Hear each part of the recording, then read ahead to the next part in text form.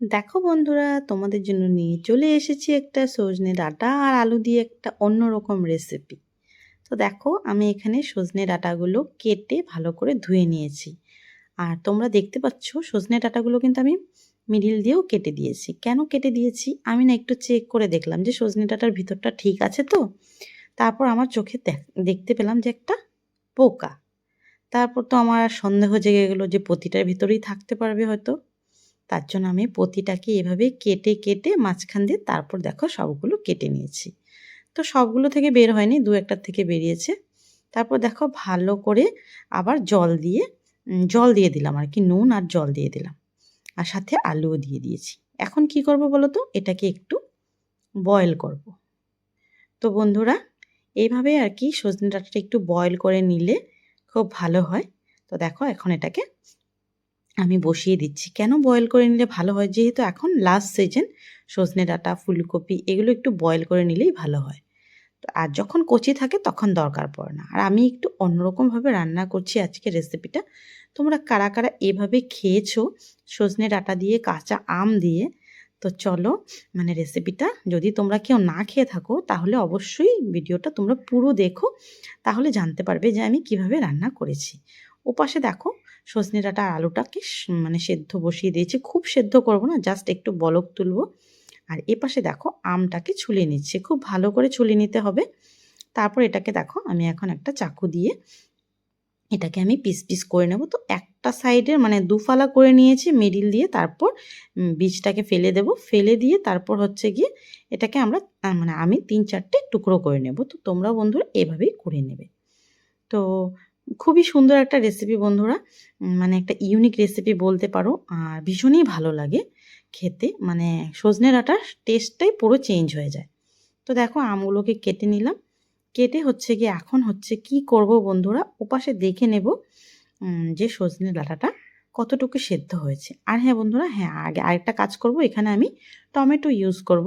তো দেখো ছোট ছোট দুটো টমেটো নিয়ে নিয়েছি, টমেটোগুলোকেও আমি টুকরো টুকরো করে নেব। তো খুব একটা ঝিরিঝিরি করব না, জাস্ট একবার মাঝখান থেকে কেটে তারপর লম্বা লম্বা যেভাবে মানে আমি আমটা কেটেছি ঠিক সেইভাবেই। তো আম আর টমেটোটাকে একসাথে রেখে দিলাম।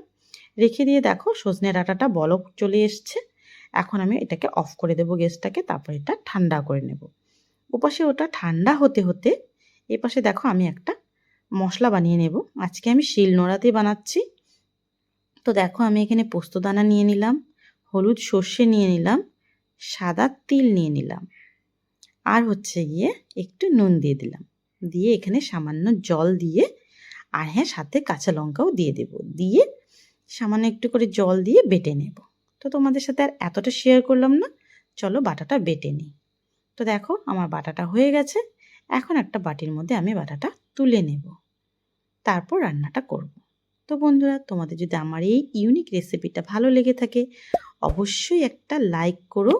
আর আমার চ্যানেলে নতুন হয়ে থাকলে চ্যানেলটা প্লিজ সাবস্ক্রাইব করার অনুরোধ রইল। আর যদি তোমরা ফেসবুক পেজ থেকে দেখে থাকো তাহলে আমার পেজটা ফলো করার অনুরোধ রইল। আর হচ্ছে কি সুন্দর একটা কমেন্ট করতে ভুলো না কিন্তু।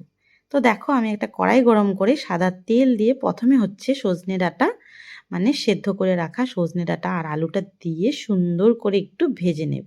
তো দেখো আমার ভাজা হয়ে গেছে, তো আমি এখন তুলে নেব এটা। তারপর বাকি রান্নাটা করব। তো দেখো আস্তে আস্তে তুলে নিচ্ছি, তোলা আমার হয়ে গেছে। এখন এই কড়াইতেই আমি আবারও তেল দিয়ে দেব। তো রান্নাটা বন্ধুরা আমি সাদা তেল দিয়ে করছি, তোমরা চাইলে কিন্তু এটাকে সর্ষের তেলে করতে পারো, কোনো প্রবলেম হবে না। তারপর দেখো এখানে দিয়ে দিলাম হাফ চামচের মতো কালো জিরে আর দুটো শুকনো লঙ্কা। তারপরে ফোড়নটাকে একটু নাড়াচাড়া করে তারপর যে আমরা মশলাটা বানিয়ে রেখেছিলাম মানে শিলনোড়ায়, সব কিছু একসাথে এই মশলাটা দিয়ে দেব। দিয়ে হচ্ছে গিয়ে এটাকে আমাদের সুন্দর করে একটু কষাতে হবে। তো দেখো সাথে আমি নুন, হলুদ দিয়ে দিলাম, আর হচ্ছে একটু চিনি দিয়ে দিলাম সুন্দর কালার আসার জন্য, আর কাশ্মীরি লঙ্কার গুঁড়ো। তেলের মধ্যে যদি একটু চিনি আর কাশ্মীরি লঙ্কার গুঁড়ো দেওয়া হয় তাহলে যে কোনো রান্নার কালারটা খুব সুন্দর আসে। আর হ্যাঁ বন্ধুরা, যদি রান্নার কালারটা সুন্দর আসে না, খেতেও কিন্তু ভীষণ ভালো লাগে আর দেখেও কিন্তু ভীষণ ভালো লাগে। তো দেখো কথা বলতে বলতে কষানো হয়ে গেল, মশলাটা তেল ছেড়ে এসেছে।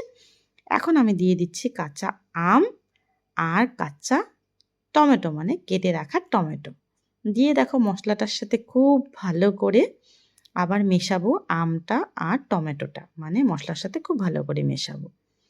তারপর দেখো আমার মেশানো হয়েই যাচ্ছে, তোমরা দেখে বুঝতেই পারছো। একটু সামান্য জল দিয়ে দিলাম। তারপর দেখো এখন কি করব, যে ভেজে রেখেছিলাম সজনে ডাঁটা আর আলু এটাকে দিয়ে দিলাম। এটা দিয়েও আমরা খুব সুন্দর করে মেশাবো বন্ধুরা, মানে যেন সব মশলাগুলো প্রতিটা ডাঁটার মধ্যে আলুর মধ্যে ভালো করে কোট হয়ে যায়, তাহলেই না খেতে ভালো লাগবে।